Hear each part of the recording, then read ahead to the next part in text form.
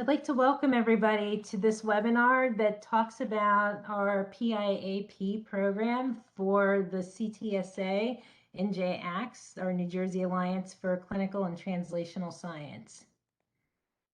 So today I'm going to go through a quick outline of what the program is and who should apply, what our proposal requirements are, the criteria for review, some of the regulatory approvals that are part of the process here, depending on the type of project that you actually propose. I'll give some examples of our previous awardees, and then I'm going to be taking questions from both the audience and then also some questions that we received previous to this from some other sessions.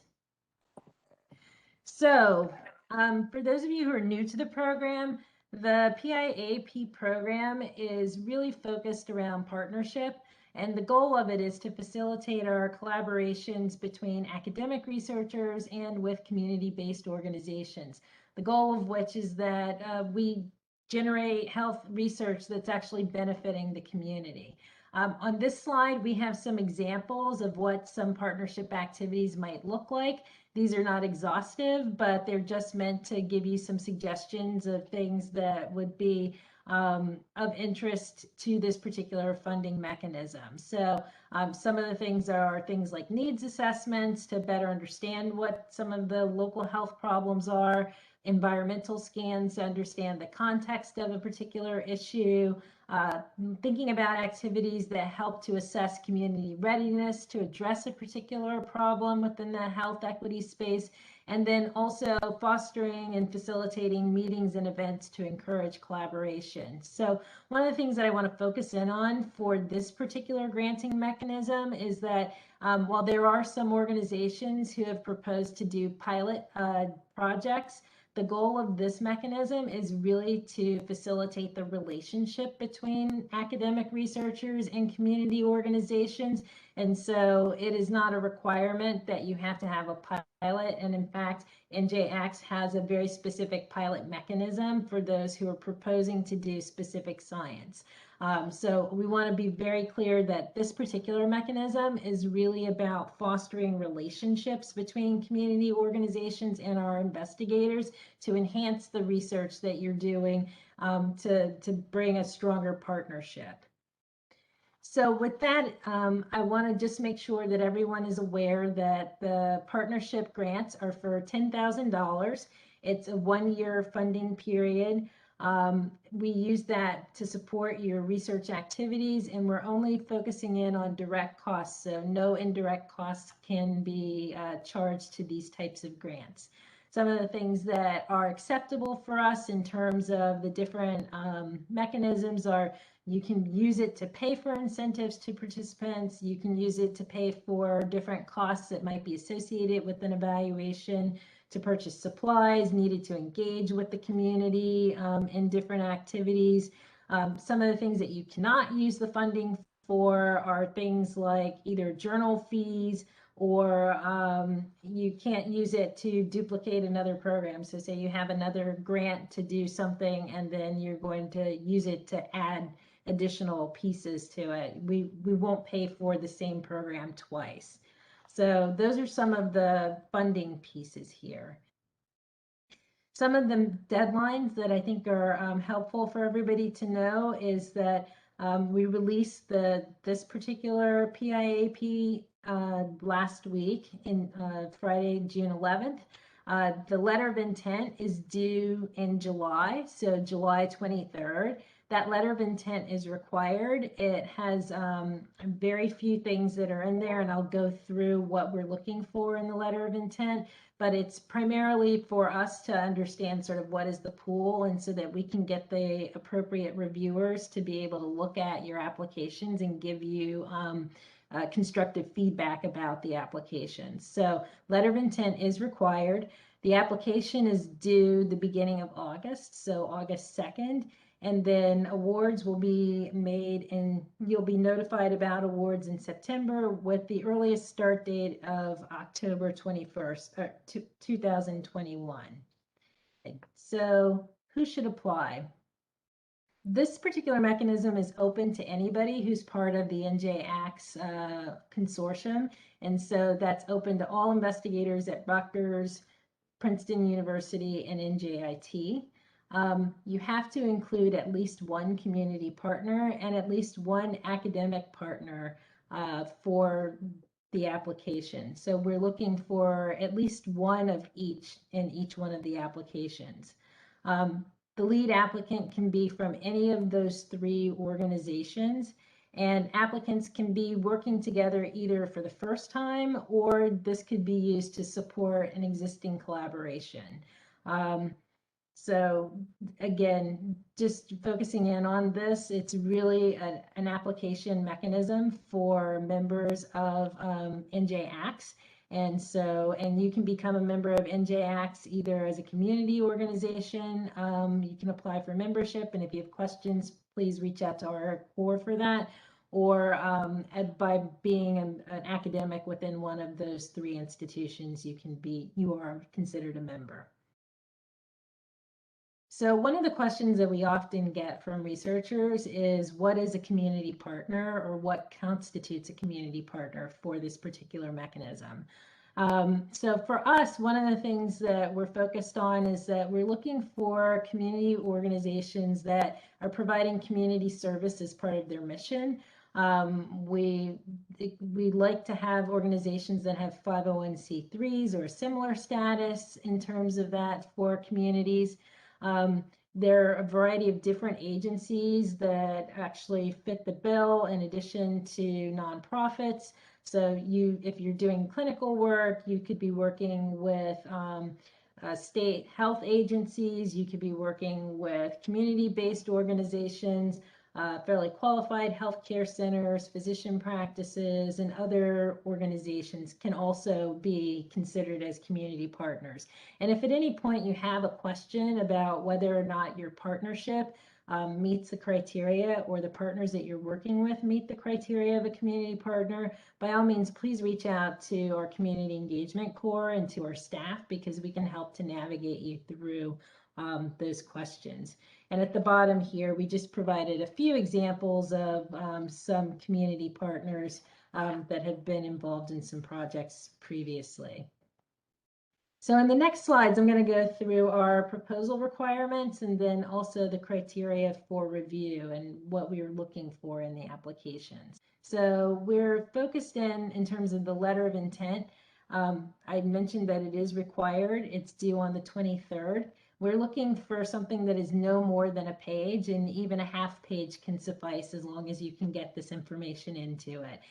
Again, we're really wanting to know what is your contact information, a description of the partners, so which academic group are you representing if you're a researcher, and then who is your community partner, and just a brief synopsis of what your mission is, the experience, and any prior information about previous work or collaborations for those that are applying for an existing relationship. And if it's new, then just state that in the letter. And then the third thing that we want to know is the reason for your interest in this opportunity. And again, that allows us to be able to select appropriate reviewers for your application. And so that's the information that we need and would want from you from the letter of intent. So again, it's not meant to be onerous, can be as little as a half a page, definitely no more than a 1 page. And again, we're really just looking for some information about you as an applicant so that we can match you to the appropriate reviewers. So in terms of the requirements for review, we use a common application that is powered by REDCap, and it's the same application that is used for the NJ-ACTS pilot grant programs. So you'll be going into a portal to fill that information out. Just in terms of the ways in which your application should be formatted, we recommend that you use at least 11-point font. It makes your reviewers happier because they can see and see everything that you're writing, and also half-inch margins just evens the playing field for all of the applicants so that you're getting all of the content in and everyone's on the same playing field. So that's our recommendation in terms of formatting. In terms of the actual proposal requirements, all of this is up on the web and it's also available in our RFA. So I know it's a little hard to see here. What I want to just sort of stress to you is that there are these different components. Your application is really no more than 6 pages total, and that's 6 pages that's inclusive of an abstract, your aims for what you actually want to accomplish, which is about a half page, some background or preliminary data that can be up to 2 pages, but again, use the space as you need it. It can be no more than 2 pages, but if you need less space, then that's fine too.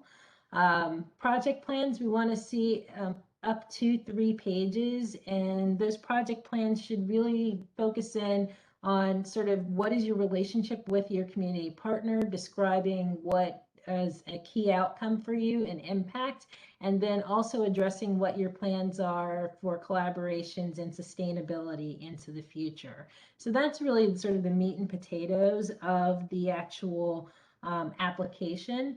In addition, there are some other pieces here that you can see, and again, you can go into detail on the website. We're looking for, obviously, if you have references, we want to see what those are. A project timeline is important, and again, because this is a 1-year grant, it's 12 months maximum for it. We want to see your bio sketches for those of you who are academics, and for those who are community partners, resumes are fine, and those again should be limited to 5 pages. And again, we're looking for a letter of support from your partners and other affiliates, and those can be up to 1 page. So those are the major components of the application. I think the one part that I may have missed is the budget. And again, we're using the NIH budget pages, which there's a link to that if you don't have access to it, off of our website, and a detailed budget justification just to tell us what exactly you're going to be using with the major categories of expenses. So in terms of our requirements and looking at how we're going to be reviewing your application, we're looking at mainly 5 primary questions or criteria for this project. So the first question that we ask our reviewers to think about is this topic important to the community or to the communities proposed more generally? The second thing that we ask them to consider is, can the goals actually be met within the award period? And does the project actually incorporate the guiding principles for community engaged research? So, and I'm going to, in the next slide, I'll go into what those actually are. Is the budget meaningful? Is it complete? And is it reasonable to meet the project goals? And then finally, we're looking at projects that have the potential to become a springboard for some independent or sustainable funding. So again, because this is a small amount of funding, we're really looking at sort of what are the partnership building activities that you're going to be doing in this, and how will that set you up for the next application to be more able to compete in terms of doing community engaged work. So in terms of community engaged research, we have taken the guidance from actually the University of Rochester's Medical Center's Community Advisory Board. They came up with some guidance back in 2008, and these different bullet points here really sort of get to the meat and potatoes of what we're looking for in terms of relationship building. So in terms of long-term engagement and mutual benefit and mutual respect, we're looking to see whether or not research investigators are working with existing partnerships in the community, and what's the level of partnership that you actually have in terms of determining the project that you're working on, the importance and the impact, so the interaction. We want to know that there's mutual benefit, and we want to see that that's actually going to help to improve some sort of community outcome in the context of the project that you're proposing.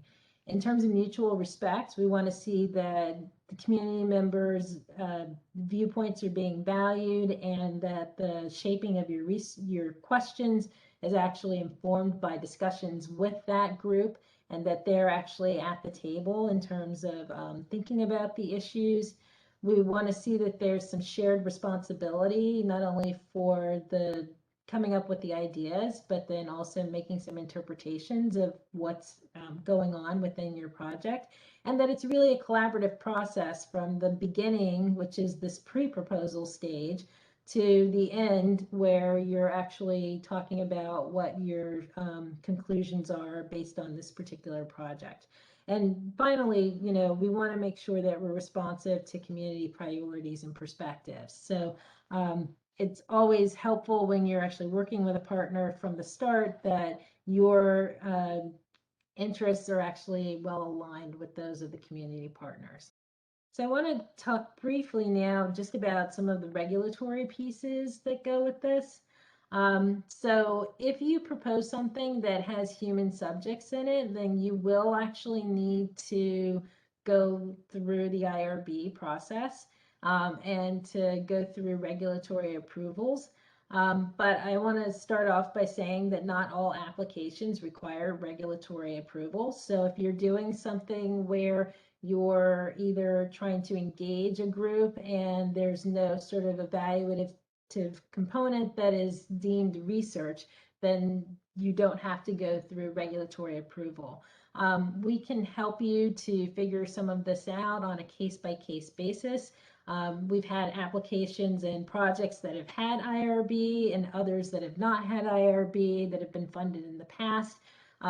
But you should know that if you're proposing something that is a research study, that you will have to go through IRB. And if that is the case, then we suggest highly that you actually put in your application at about the same time after you're putting in the application for this mechanism, just so that you can hit the ground running.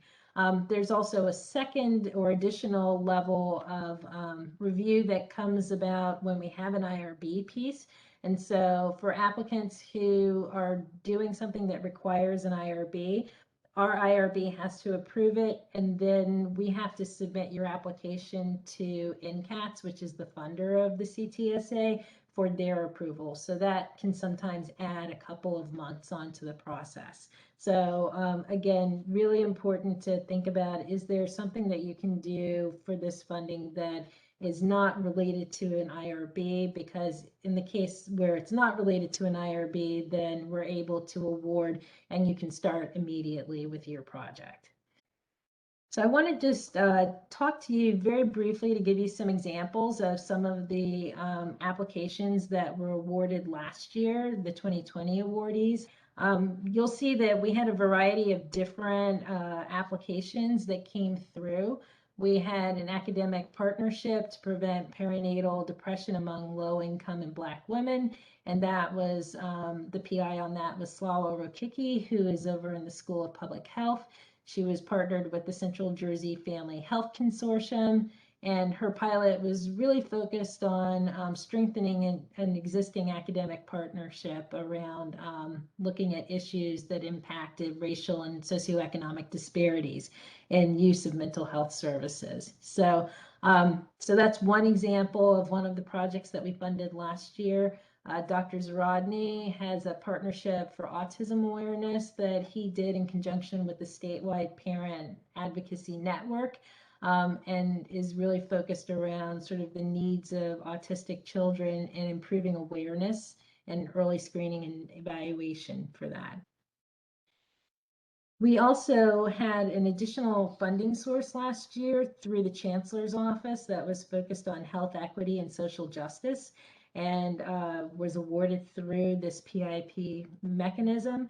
In addition to the two that I just talked about, we had an application by Dr. Jose Centeno, who was focused around facilitators of care and rehabilitative services for Hispanic adults post-stroke.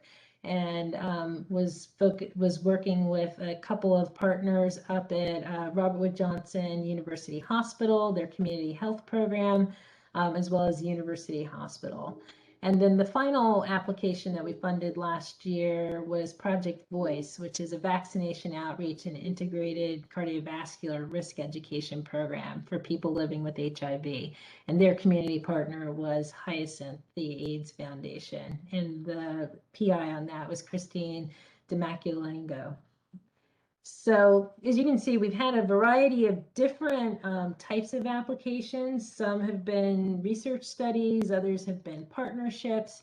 And I'm seeing here also Dr. Marlink's application, which was a response to COVID and a COVID training program for small businesses and nonprofits with New Brunswick Tomorrow.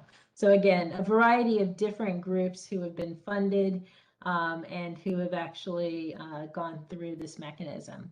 On our website, there's also links to the previous group of applicants for 2019, which you can see what some of their programs were as well.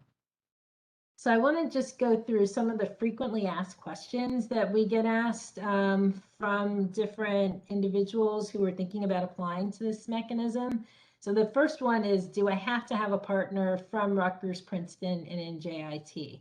So the answer is you do not need to have one from each one of the institutions, but at least one person needs to be from one of these institutions as part of the PI team. In addition, you also need to have a community partner. But we want to be very clear that as long as you're from one of our consortium institutions, you are eligible to apply for this mechanism, and you are not required to have somebody from each one of the others. However, if you're able to put something together that's collaborative amongst all three, we would certainly be very excited to see an application that does that. But we wanted to make sure that everybody is clear that it's just one partner institution is required. So does the project need to include a community partner, and where can I find one? So as I mentioned before, but I just want to reiterate here, if you are having difficulty finding a community partner, one of the services that we offer for our community engagement core is the ability to help you find and match with community partners. We also have a virtual salon mechanism where we can bring together different groups if you have questions or looking for different people. So we can either do it as a consult, which is one-on-one, or we could do it in a group setting. But we are more than happy to help you find partners if you're an academic and you're having difficulty finding a partner. And likewise, if you're a community partner on this call and want to work with an academic but don't know sort of how to find the right person within one of our three institutions, we can help you to start to look for individuals as well. So what is considered a community partner? I talked about that a little bit earlier on, but I want to just reiterate that we're looking for partners who have 501c3 status or similar status, and they need to be really providing a community service in New Jersey as part of their mission. So, you know, they've got to be not academic entities. So I know that in the past we have had some individuals come to us who wanted to use some of our academic settings as their community partner. And what we've said in the past is that our academic settings, even though they're serving the community, they actually are part of our academic infrastructure. So we're really looking for community partners who are not based within our academic settings as the partner for community for this particular mechanism, which is not to say that you can't work with one of our academic partners. It's just that it would be in addition to, not as the only community partner. So do I need to have IRB approval before applying to this mechanism? You do not need IRB approval before applying to the mechanism, but you will, if you have a project that requires IRB, you will need it before you can actually take the funding. So again, always good to get started early if the project that you're proposing has an IRB component to it. But in order to apply for the mechanism, you do not need to have IRB approval in place. What is the budget cap for the pilot grant? So we have $10,000, and again, remember that is direct. So we do not pay for indirect costs at all. And again, it's got to be budget funds that can be expended within 1 year. And with that, I think that's the last of the questions that we tend to get from individuals. And so I want to make sure that we have an opportunity to answer the questions in the chat and to see if there are any other additional questions. Can a PhD student who also works at Rutgers apply for this in collaboration with a community partner, of course? So the answer to that is yes, but you actually need to have a faculty member sponsor you to be able to apply for this, because there has to be someone who can actually take the funds as part of their institution. And as a PhD student, it's not clear to me that you would be able to do that on your own. However, we would be open to working with you.